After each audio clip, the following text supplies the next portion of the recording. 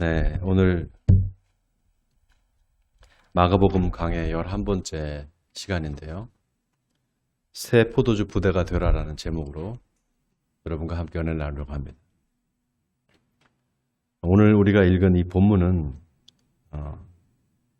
예수님과 바리새인 또 예수님과 요한의 제자들 사이에 있었던 그 금식 논쟁에 관한 것입니다. 이 본문이 뒤에까지 계속 이제 연결이 되는데요. 두 개로 나눠서 잘라서 좀 설교를 하려고 합니다. 우리가 이 언어를 의미를 담는 그릇이다 이렇게 말을 합니다. 예를 들면 컵에 물을 담는다고 할 때 이 컵이 그릇이잖아요. 바로 형식입니다. 물은 내용이라고 할 수 있겠죠. 같은 물이라고 해도 그 물을 담는 그릇이 뭐냐에 따라서 그 물의 용도가 달라질 수 있죠. 예를 들어서 물을 컵에 담으면 그 물은 먹는 물입니다. 같은 물을 욕조에 담으면 목욕하는 물이죠. 변기에 담아 놓으면 변기물입니다. 이렇게 형식과 틀이 내용을 결정할 수가 있습니다. 그만큼 형식이 중요하다는 겁니다. 형식이 내용에 영향을 미치고 심지어 내용을 결정할 수도 있습니다. 아까 컵 이야기를 했는데 컵도 종이컵도 있고 또 플라스틱 컵도 있고 또 크리스탈 컵도 있잖아요. 가격도 천차만별이죠. 거기다 똑같은 물을 담았다고 생각해 보세요. 왠지 크리스탈로 만든 컵에 담긴 물이 특별해 보이죠. 종이컵에 담긴 물보다. 한 대에 2천만 원 하는 국산 경차와 1억 이상 하는 외제차 기능은 똑같습니다. 기능은 똑같죠. 바퀴 4개 달려있고 어디든지 내가 가고 싶은데 운전해서 갈 수 있습니다. 근데 국산 경차를 타고 다니는 사람과 1억 이상 외제차를 타고 다니는 사람들이 똑같이 보지 않습니다. 둘 다 똑같은 사람이 타는 거잖아요. 근데 어떤 차를 타느냐에 따라 사람을 평가하고 판단합니다. 자, 자동차에 사람이 탄다고 할 때 그 내용은 뭘까요? 내용은 사람이잖아요. 자동차는 형식입니다. 근데 그 형식을 보고 내용을 평가하는 거예요. 저 사람이 뭐 저런 사람이다, 이런 사람이다. 그럼 신앙은 어떨까요? 여러분, 기독교라는 종교를 한번 봅시다. 기독교도 천주교가 있고 구분을 해보면 천주교가 있고 개신교가 있잖아요. 또 개신교도 장로교, 감리교, 성결교, 침례교 또 뭐가 있습니까? 오순절 여러 교파가 있어요. 그냥 다 통칭해서 기독교라고 합시다. 기독교가 그러면 내용이 될 수 있을까요? 기독교라는 이 종교가 내용 자체가 될 수 있을까요? 그럴 수 없습니다. 기독교는 형식입니다. 형식과 틀일 뿐이에요. 그럼 내용은 뭘까요? 기독교가 형식이라면 그 내용은 뭘까요? 바로 예수 그리스도입니다. 예수 그리스도가 내용이에요. 성경 66권이 다 예수님에 관한 이야기잖아요.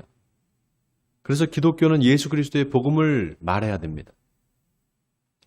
예수님 시대의 유대교는 율법을 아주 강조를 했습니다. 그럼 율법이 내용이었을까요? 율법이 내용이었을까요, 여러분? 율법이 내용이 아니라 그것도 형식이었습니다. 은혜를 담는 형식이었어요. 살인하지 말라, 간음하지 말라, 도둑질하지 말라. 여러분 이게 내용인 것 같죠? 아닙니다. 실은 그게 형식이에요. 내용은 뭐냐? 바로 하나님의 사랑입니다. 율법은 그 하나님의 사랑을 담는 그릇이에요.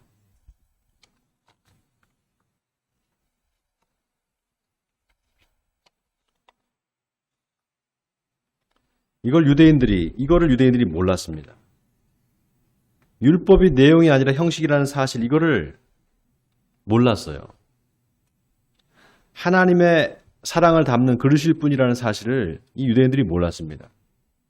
그러니까 예수님이 오셨는데 눈이 가려져서 예수님을 못 알아보는 거예요.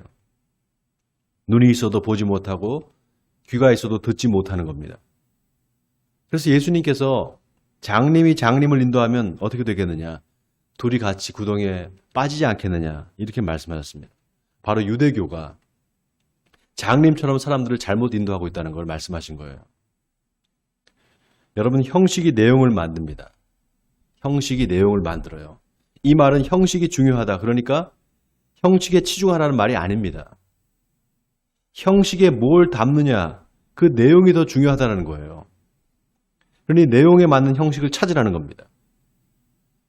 그래서 사도 바울이 아주 기가 막힌 말을 했어요. 고린도후서 4장 7절의 말씀인데, 우리가 이 보배를 질그릇에 가졌으니 이는 심히 큰 능력은 하나님께 있고 우리에게 있지 아니함을 알게 하려 함이라. 이 보배를 질그릇에 가졌다.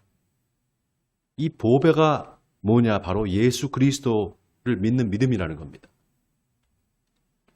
질그릇같이 깨지기 쉬운 우리 인생에 하나님이 예수 믿는 믿음을 보배로 주셨다는 거예요. 여러분, 아멘입니까? 지난 시간에 예수님께서 마태의 집에서 세리들과 죄인들과 함께 식사를 하셨어요. 그때 바리새인들이 와서 어째서 세리와 함께 식사를 하느냐, 이렇게 예수님을 비난을 했습니다. 그때 예수님이 뭐라고 하셨습니까? 나는 의인을 부르러 온 것이 아니라 죄인을 부르러 왔다. 여러분, 이 말씀이 의미심장한 것은 이게 대답이 아니라 질문이라는 사실입니다. 자, 그럼 너는 네가 의인이라고 생각하느냐? 아니면 너는 죄인이라고 생각하느냐? 예수님께서 이렇게 묻고 계신 거예요. 놀라운 게 복음서를 보면 바리새인이나 서기관들이 예수님께 어떤 질문을 하면은 예수님이 이렇다 저렇다 답을 주시지 않아요. 오히려 질문을 던지십니다. 자, 오늘 본문에도 예수님이 마태의 집에 있을 때 어떤 사람이 와서 예수님한테 요한의 제자들과 바리새인들은 금식을 하는데 어찌하여 당신의 제자들은 금식하지 않습니까? 이렇게 물어봅니다. 똑같은 내용이 마태복음 9장에 나오는데 마태복음 9장 14절에 보면 그때 요한의 제자들이 예수께 나와 이르되 우리와 바리새인들은 금식하는데 어찌하여 당신의 제자들은 금식하지 않습니까? 이렇게 물어봅니다. 바리새인들만 금식한 게 아니라 요한의 제자들, 바로 세례 요한의 제자들도 금식을 했다는 거예요. 여러분, 예수님 당시에 바리새인들은 민족을 위해서, 자기 민족을 위해서 일주일에 2번 금식을 했어요. 월요일, 목요일 이렇게 금식을 했습니다. 바리새인들만 금식했느냐? 요한의 제자들도 금식을 했습니다. 왜냐하면 세례 요한의 제자들이 바로 다 SNF파였거든요. 세례 요한도 SNF파였습니다. SNF파는 아주 경건한 금욕주의자들입니다. 그러니까 경건을 위해서 금식을 한 거예요. 반면에 바리새인들은 율법주의자들이죠. 바리새인들의 금식은 자발적이라기보다 그게 율법적이었습니다.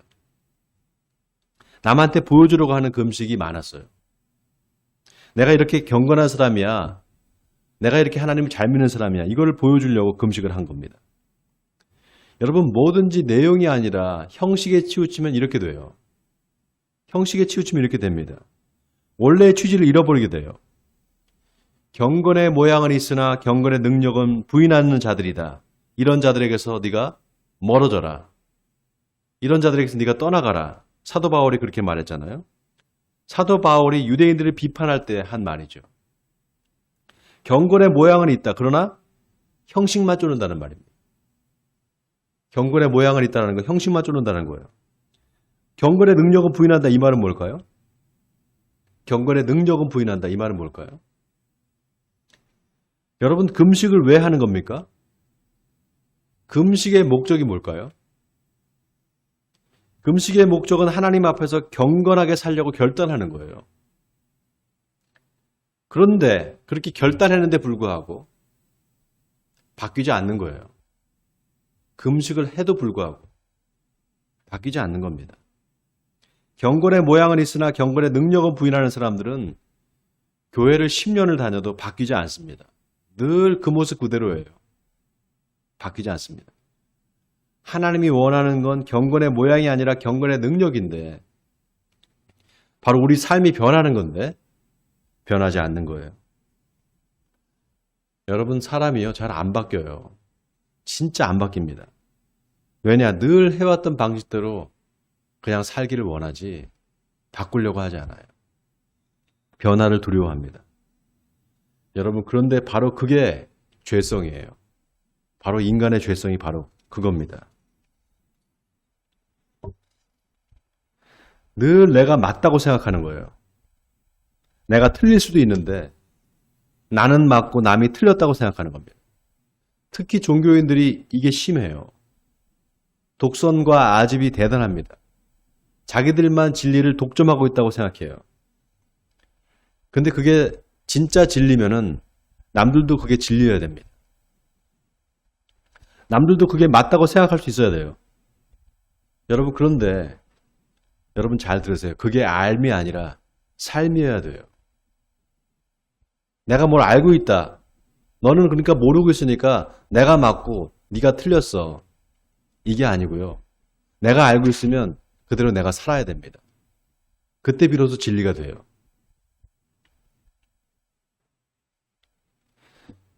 유대인들이 바로 그랬어요. 특히 바리새인과 서기관들, 이 사람들은 율법을 잘 알고 있었습니다. 이 사람들의 직업은 밥 먹고 성경 읽는 거예요. 구약 성경을 날마다 읽고 연구하는 게 이 사람들이 하는 일이었습니다. 근데 문제는 뭐냐? 그냥 율법을 잘 아는 것뿐이지 그걸 행하지는 않았어요. 그런데 행한다고 착각을 했습니다. 바로 삶을 삶으로 착각한 거예요. 그냥 삶일 뿐인데, 지식일 뿐인데 그걸 삶이라고 착각한 겁니다. 삶에 속은 거죠. 자기가 알고 있는 지식에 속은 겁니다.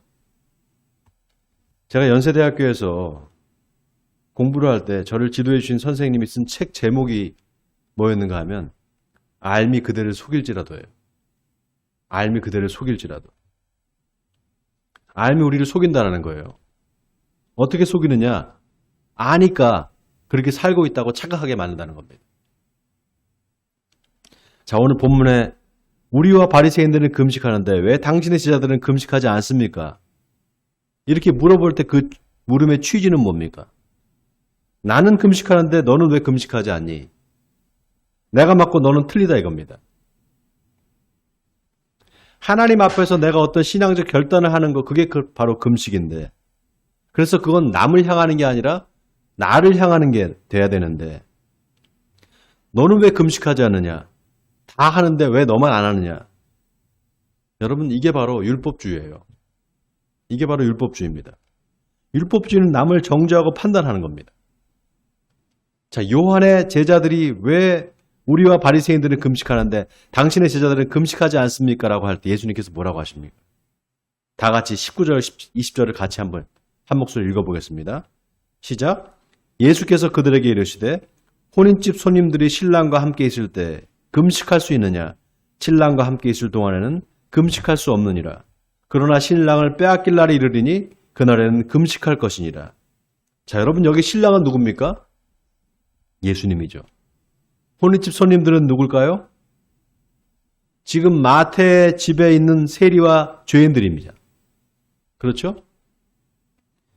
그러니까 혼인집 손님들이 신랑과 함께 있을 때 금식할 수 있느냐? 금식할 수 없지 않느냐? 그러니 먹고 마시는 것이 당연하지 않느냐 이 말입니다. 그런데 신랑이 빼앗길 날이 온다는 거예요. 그때는 금식할 거라는 겁니다. 자, 신랑이 빼앗길 날 언제입니까? 바로 신랑 대신 예수님이 공회에 끌려가서 재판을 받고 십자가에 못 박혀 죽는 날이죠. 자, 여러분, 우리는 이 말을 들었을 때 예수님이 신랑이고, 예수님이 그렇게 돌아가시는 날이 바로 신랑을 빼앗길 날이다. 이걸 우리는 알잖아요. 그런데 유대인들이 예수님이 하시는 이 말씀을 들었을 때 신랑이 예수님이라고 생각했을까요? 아, 신랑이 예수님이다 이렇게 생각했을까요? 아니겠죠. 그럼 누구라고 생각했을까요? 여러분, 구약 성경에 보면 하나님이 자신을 신랑으로 표현하시는 장면이 여러 부분 나옵니다. 호세아서에도 나오고 에스겔서에도 나와요. 호세아서 2장 16절에 여호와께서 이르시되 그날에 내가 나를 내 남편이라 일컫고 다시는 내 바알이라 일컫지 아니하리라 그랬습니다. 그러니까 예수님이 신랑 얘기를 할 때 유대인들이 신랑을 여호와 하나님으로 생각했을 가능성이 다분합니다. 아, 지금 신랑을 얘기하는데 하나님을 말씀하시는구나. 하나님을 얘기하는구나. 이렇게 생각했을 거예요. 자, 여기 바알이라 일컫지 아니라 그러는데 바알이라는 것은 주인이라는 뜻입니다. 종이 주인을 부를 때 바알 이렇게 말합니다. 그러니까 남편이라고 하지 않고 남편이라고 하지 바알이라고 하지 않을 거다 이 말은 하나님과 우리의 관계가 주종 관계가 아니라 이제 신랑과 신부, 남편과 아내의 관계가 될 거라는 거예요. 그러니 혼인잔치에 와서 왜 금식을 하느냐? 먹고 마시고 즐거워하라는 겁니다. 여러분, 유대인의 혼인잔치는 일주일 동안 계속됩니다. 일주일 동안 계속돼요. 이 잔치 기간만큼은 일주일에 2번 금식하는 거 이것도 안 합니다. 그러니까 계속 먹고 마시고 노는 거예요. 여러분, 만약에 여러분이 결혼식에 갔는데 사람들이 다 상복을 입고 앉아 있는 거예요. 아이고 아이고 그러면서 생각해 보세요. 말도 안 되잖아요. 지금 신랑 되신 예수님이 함께 있으니까 다 즐겁게 먹고 마시라는 거예요. 여러분, 이 말씀이 참 의미심장한 게요. 예수님을 믿고 예수님이 늘 자기와 함께 한다고 말로는 그렇게 고백을 하면서 정작 그 삶에 감사와 기쁨이 없는 사람들이 있어요. 감사와 기쁨보다 늘 불평과 불만, 또 불안과 염려, 우울증에 시달리는 사람들이 얼마나 많은지 모릅니다. 저도 참 이 말 할 자격이 없는 게 저도 그래요. 감사보다 불평을 참 많이 합니다. 요즘 엄청 덥잖아요. 정말 너무 좁잖아요. 어제 사모하고 같이 교회에 뭐 좀 일을 할 게 있어서 왔어요. 저걸 좀 달려고. 카메라 저걸 달려고 왔는데 실내 온도가 32도인가 그래요. 에어컨을 켰는데 켰는데도 더운 거예요. 제가 저 뒤에 카메라 선을 연결을 하다가 뭐 잘못해서 연결 케이블이 끊어져 버렸어요. 막 짜증이 나는 거예요. 그 와중에 또 우리 사모가 휴지통에 뭐 분리수거, 일반 쓰레기 이렇게 프린트를 해서 또 붙여야 된다는 거예요. 그런데 이제 한글 타자를 잘 못 치는 거예요, 이게 잘. 제가, 그런 것도 못하냐고 막 짜증을 냈어요. 그리고 둘이 같이 이제 걸어서 집에 오는데 사모가 하늘을 보면서 저 하늘 좀 보라고, 얼마나 파랗고 아름다운지 좀 보라고. 그래서 내가 더워 죽겠는데 무슨 하늘을, 하늘 파란 게 그게 보이냐고. 그랬더니 사모가 당신은 성도들 앞에서는 감사하고 살라고 그러면서 뭐 그렇게 불만이 많냐고. 예수님과 함께 사는데 늘 감사해야지 왜 당신은 감사가 없냐고. 그러면서 앞으로 말을 조심하래요. 말 조심해서 하라고. 그게 다 부메랑에 돼서 자기한테 돌아온다고. 제가 요즘에 그 사모 때문에 아주 힘들어요. 이제 말로 당할 수가 없어요. 여러분, 예수님이 신랑과 함께 있을 때 금식할 수 있느냐, 금식할 수 없다. 이 말은 하나님을 믿는 성도의 바른 삶의 태도를 말씀하신 겁니다. 그건 바로 신랑 되신 예수님과 함께 사는 매일매일의 삶이 축제가 되어야 된다는 거예요. 매일매일의 삶이 감사가 넘쳐야 된다는 겁니다. 여러분, 예수님의 또 다른 이름이 있다고 그랬죠? 그게 뭐라 그랬습니까? 임마누엘이에요, 임마누엘. 하나님이 우리와 함께 하신다 이 뜻입니다. 교회에 와서 늘 회개 기도만 하는 사람이 있어요. 늘 하나님 저는 죄인입니다. 저의 죄를 용서해 주세요. 그 다음 주에 와서 또 교회에 와서 또 똑같은 기도를 합니다. 물론 회개 기도하는 거 이거 나쁜 거 아닙니다. 좋은 거죠. 그런데 회개했는데 또 똑같이 회개 기도한다? 똑같은 죄를 또 짓고 있다는 거잖아요. 그건 진짜 회개하지 않았다는 거예요. 여러분, 지난 시간에 예수 믿는 사람들은 죄인이면서 또 뭐라 그랬습니까? 죄인이면서 의인이다 그랬잖아요. 여기에 시제 역설이 있다 그랬죠. 나는 아직 죄인인데 하나님이 자꾸 나를 의인이라고 말씀하시는 거예요. 나는 아직 죄인인데. 그러니까 내가 이렇게 살면은 지옥에 가지. 그게 아니라 내가 이렇게 살면 하나님을 실망시키게 되지. 내가 이렇게 살아서는 안 되겠다. 하나님이 나를 믿어주시는데 내가 다시는 죄를 짓지 말아야지. 이렇게 생각이 돌아가야 된다 그랬잖아요. 그래서 죄사함의 은혜를 받은 사람은 계속해서 똑같은 죄를 지을 수가 없습니다. 시간이 걸리지만 반드시 그 죄를 끊게 돼 있어요. 그래서 기독교는 자꾸 죄를 말하는 종교가 아닙니다. 죄사함의 은혜를 말하는 게 기독교예요. 여러분 아멘입니까? 자, 예수님이 또 오늘 본문에 유명한 비유를 하셨어요. 자, 오늘 본문 21절에 생배 조각을 낡은 옷에 붙이는 자가 없나니 만일 그렇게 하면 기운 새 것이 낡은 그것을 당기어 헤어짐이 더하게 되느니라. 헌 옷에 구멍이 났는데 그걸 수선한다고 새 천조각을 갖다 붙이면 어떻게 될까요? 천조각이 낡은 옷감을 잡아당겨서 결국 못 쓰게 된다는 겁니다. 자, 이때 생배 조각, 새 천조각이 뭘 말하는 걸까? 자, 그 다음 22절을 또 보세요. 새 포도주를 낡은 가죽 부대에 넣는 자가 없나니 만일 그렇게 하면 새 포도주가 부대를 터뜨려 포도주와 부대를 버리게 되리라. 오직 새 포도주는 새 부대에 넣느니라 하시니라. 여러분, 이 두 비유가 가리키는 게 똑같습니다. 생배 조각과 새 포도주 둘 다 예수님의 복음을 말하는 거예요. 헌 옷과 낡은 가죽 부대는 유대교의 율법적인 사고를 말하는 겁니다. 낡은 율법적인 사고로는 예수님의 복음의 말씀을 담을 수 없다라는 거예요. 제가 이 성경 구절이 무슨 뜻인지 몰라서 하나님께 기도한 적이 있어요. 하나님, 새 술은 새 부대에 담으라 그랬는데 새 술은 뭐고 새 부대는 뭡니까? 기도하자마자 바로 제 입술에 새 술은 그리스도의 복음이니라. 새 가죽 부대는 성령으로 거듭난 심령이니라. 하나님께서 제 입술에 바로 말씀을 주셨어요. 기도하는 즉시 새 술은 그리스도의 복음의 말씀이니라. 새 가죽 부대는 성령으로 거듭난 심령이니라. 다시 말해서 성령으로 거듭난 심령이 아니면 예수님의 말씀을 담을 수 없다는 겁니다. 담을 수 없다 이 말은 머리로 이해를 하지 못한다는 뜻이 아니에요. 그 말씀을 행할 수 없다는 겁니다. 제가 앞에서 형식과 내용에 대해서 설명을 드렸죠. 형식이 내용을 담는 그릇이다. 그래서 중요하다 그랬습니다. 그런데 그렇다고 해서 형식에 치우치면 어떻게 되느냐? 내용을 왜곡할 수가 있어요. 마치 같은 물인데 종이컵에 담긴 물과 크리스탈 잔에 담긴 물이 다른 것처럼 생각하는 겁니다. 그래서 기독교라는 종교는 내용이 아니라 형식이다 그랬어요. 그럼 내용은 뭐라 그랬습니까?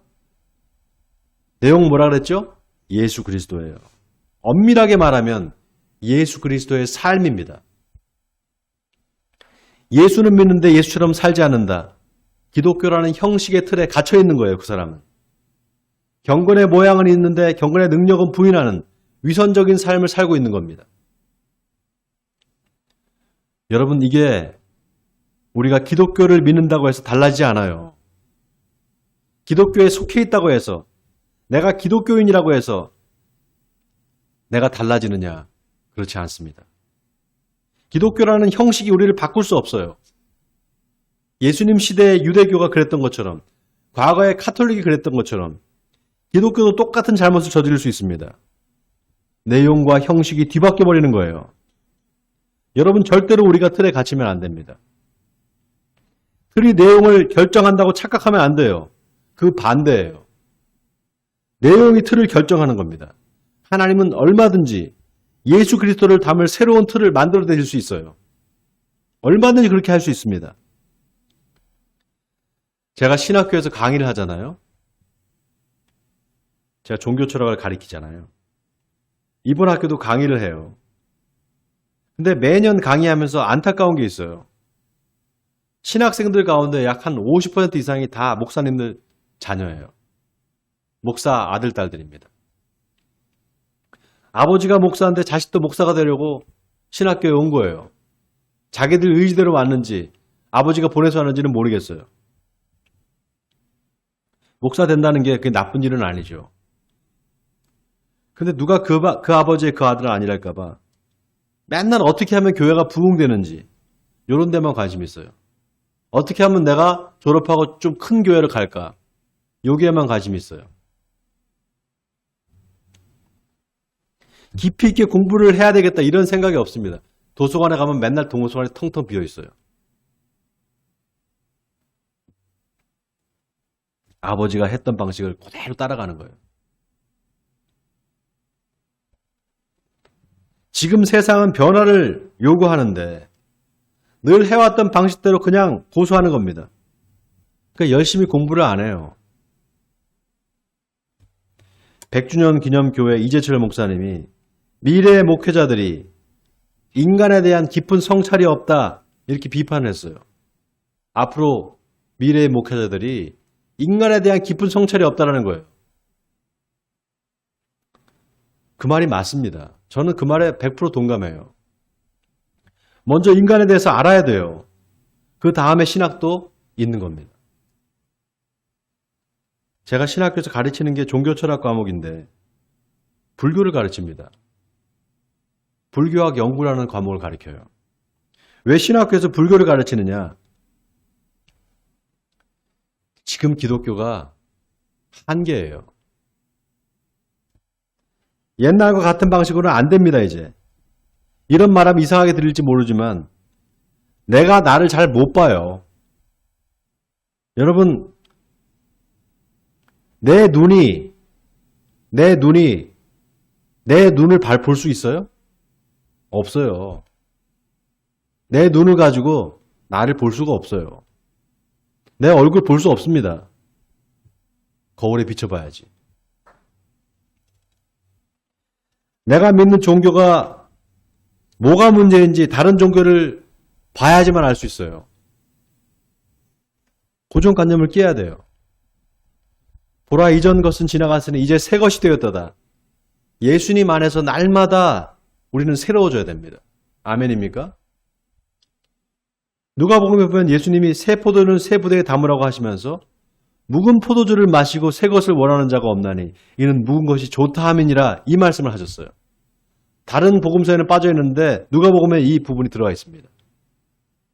묵은 포도주를 마시고 새 것을 원하는 자가 없나니 이는 묵은 것이 좋다 함이니라. 여기서 예수님이 말씀하시는 묵은 포도주는 뭘까요? 옛 구약의 가르침입니다. 모세 율법과 선지서, 예언서들이죠. 바로 유대교가 가르치는 율법적인 삶입니다. 그거를 좋아하는 사는 사람들이 많다라는 거예요. 다 그걸 좋다 그런다는 거예요. 근데 여러분, 예수님이 가나의 혼인잔치에 물을 포도주로 만드셨잖아요. 여러분 그거 아시죠? 물을 포도주로 만드셨어요. 근데 사람들이 그 물로 만든 포도주를 마시고는 깜짝 놀랐습니다.